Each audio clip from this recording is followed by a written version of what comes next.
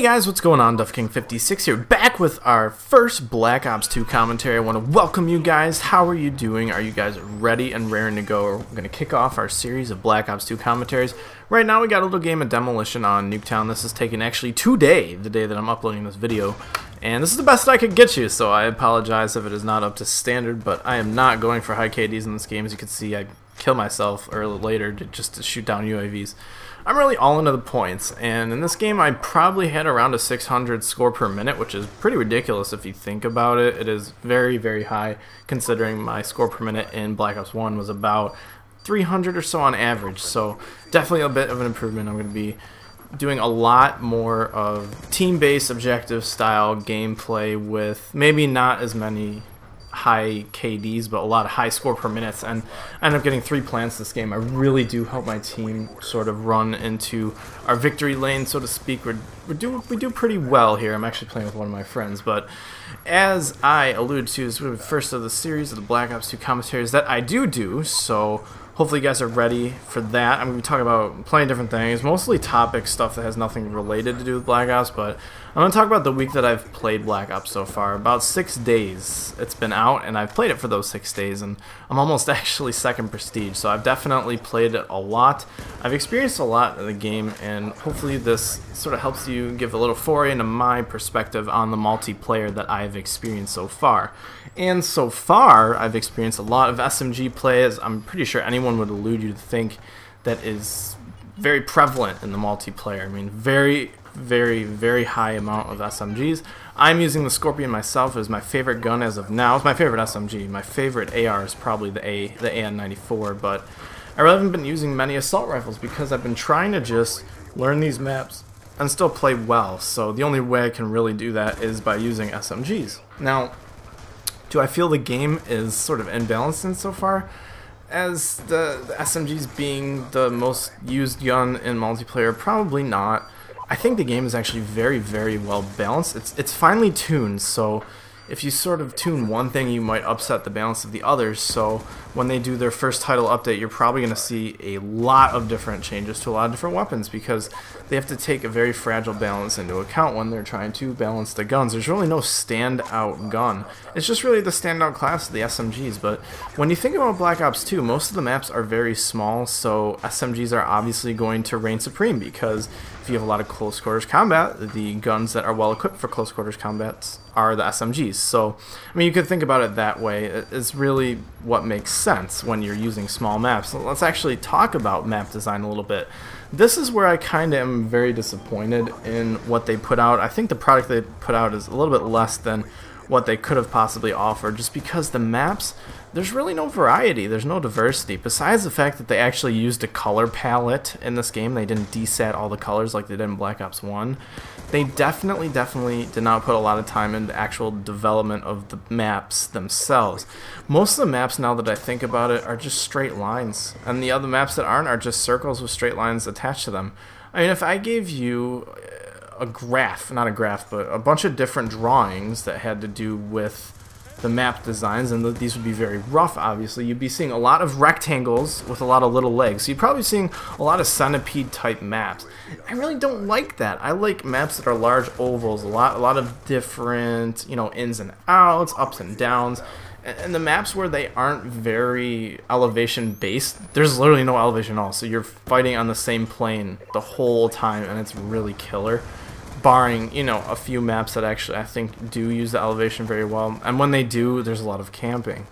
And segue into sort of how people are playing the game, I'm actually quite happy. People are playing very competitively, especially in the objective style game modes. There's obviously going to be a few exceptions here and there, but by and large, I've seen a lot of people play the objective. And I'm very happy, because a lot of your score streaks are going to be inflated, because if you play the objective, you're going to get way more points than you are just trying to get kills. I mean, just take kill confirmed, for example. You get 50 points for a kill, but you get 100 points for a kill confirmed. And it just sort of goes like that. The more and more you play the objective, the more and more you are awarded. I mean, look, shooting down a UAV gives you 75 points. That's 3/4 of a kill in TDM, and that's really going to put you over the edge when you're using different sort of kill streaks. And as far as the kill streaks go, I'm pretty happy with those as well. I think they're very difficult to get, which definitely is going to force people to play the objective, because it's going to be really hard to camp for some of those high kill streaks and still do well and still have your team win, or your team will probably lose if you guys are all camping for high kill streaks, which would suck for you because the game is really based on win-loss and score per minute. But from the kill streaks that I have gotten, normally I'm playing UAV, Hunter Killer, Counter UAV, just because they're the smallest for the most part. And that's basically the setup I had in Black Ops 1. I have the UAV, which shows people up on the radar, the Counter UAV, which jams the radar of the opposing team, and then a sort of a kill streak. Like the Hunter Killer will get me a kill or two every time I throw it out for the most part, and just like the Napalm did in Black Ops 1. So it's something to think about. I really do like playing with low score streaks because they do reward you with assist points for both the UAV and the Counter UAV. You're getting 10 points a pop for those things, just showing people up on the radar. And I can't wait until I get a little bit better at the game where I can work up to actually playing with the Blackbird, because I hear that's basically a perpetual amount of kill streaks you end up getting. Because as you can see here, once I get on a roll, I call out one kill streak, I get a bunch of points from assists, I get one more kill, I can call out another kill streak, and it just sort of loops in and of itself. And I really like that about the game, that the score streaks will stack and you can get multiple chains of score streaks in one life. And that really helps people that do continually play the objective. People that can stay alive and play the objective are going to reign king in multiplayer, because they are just going to be continually throwing out these support kill streaks or killer kill streaks. It doesn't matter what they're throwing out. As long as they're playing the objective, they're going to keep getting those early and often. And that's really the key to winning the games, is just getting your UAVs and your counter UAVs up if people are running them on your team, and shooting down the opposing teams. Unless you have a team running Ghost, you don't even have to worry about those, the counter UAVs, because Ghost is very powerful. And I wanted to talk about Ghost too, because a lot of people had problems with that in Black Ops 1.